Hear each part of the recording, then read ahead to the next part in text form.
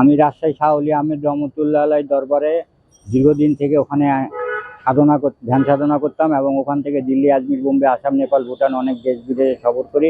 এতে আমার একটা সুপরিচিতি অর্জন হয়। সুপরিচিতি অর্জন হওয়ার জন্য আমার কাছে বিভিন্ন জায়গা থেকে মানুষ যেত, কিন্তু মাজার কমিটি এটা সহ্য না করতে পেরেছে।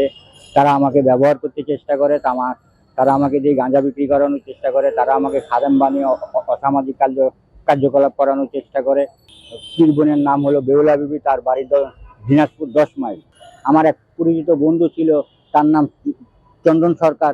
সে আমাকে বলে যে ঠিক আছে দাদা, আমরা এসব কিছু মনে করি না, আপনি আমাদের এখানে এসে থাকেন, আমরা আপনাকে জায়গা কিনে দেবো, আপনি ভালো মন্দের খোঁজ খবর নিব। কিন্তু তারা আমাকে কোনো জায়গা কিনে দেয় না। তারা আমাকে মিশু সাংবাদিক, আরটিভি সাংবাদিক, মিশু সাংবাদিক এবং চন্দন সরকারের আইলের মাঝখানে একটা জায়গা করে দেয়, একটা ঘর করে দিয়ে তারা আমার বাবা মারা যাওয়ার আগে আমাকে একটু অর্থ দিয়ে যায়। সেই অর্থটাও তারা আমার কাছে আত্মসাৎ করতে চায়। যখন আত্মসাৎ করতে চায়, আমি অর্থটা না দেওয়াতে সেই গ্রামেও তারা ওই ক্যাসেটটা হাইলাইট করে আমাকে নোংরা সাব্যস্ত করে তারা আমাকে ওখানে বিভিন্ন রকম মান অপমান, এমনকি আমার ঘরের জিনিসপত্র সব কিছু চুরি করে নিয়ে ওখান থেকে আমাকে তাড়িয়ে দেয়।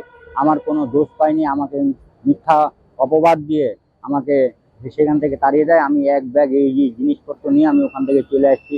এবং বাংলাদেশের বিভিন্ন দরবারে আমি যাতায়াত করি একটা আশ্রয়ের জন্য, কিন্তু কোনো জায়গাতে আমার মোবাইল লোকেশন ফলো করে তারা সেসব দরবারে লোক লাগিয়ে দেয়, আমাকে বিভিন্ন রকমভাবে মেরে ফেলার চেষ্টা করে।